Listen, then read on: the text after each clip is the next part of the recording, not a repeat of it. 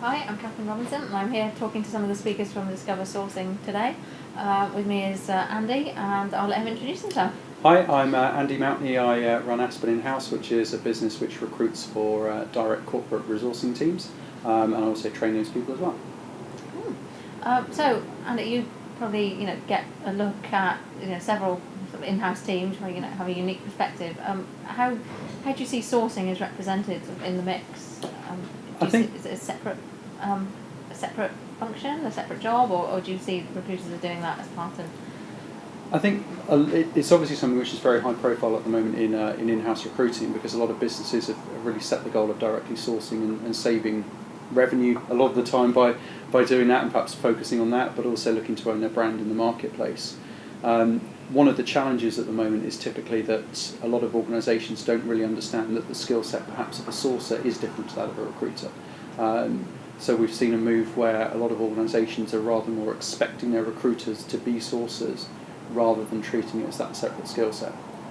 There are some firms who are doing a really interesting job, businesses who've got their recruitment business partner model set up and then are building sourcing support behind that, almost out of the budget they maybe were spending on agencies before.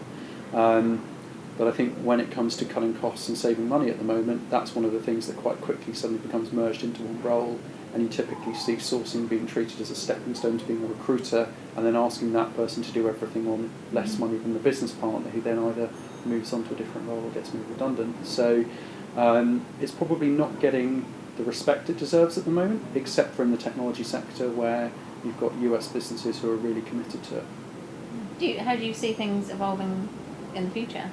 I think if you look back a couple of years ago when some businesses were looking at this for the first time, you saw firms committing to structures that had the recruitment manager or the talent acquisition manager, who was that strategic relationship person internally, was looking at the longer term pipeline and plan, and then were working with a sourcing function.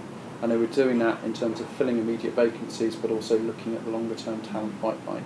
And I'd like to think we'll go back to that again, where we'll see businesses with a clear long-term commitment to what they think sourcing can be for them, and how that plays a part in delivering the long-term recruitment strategy.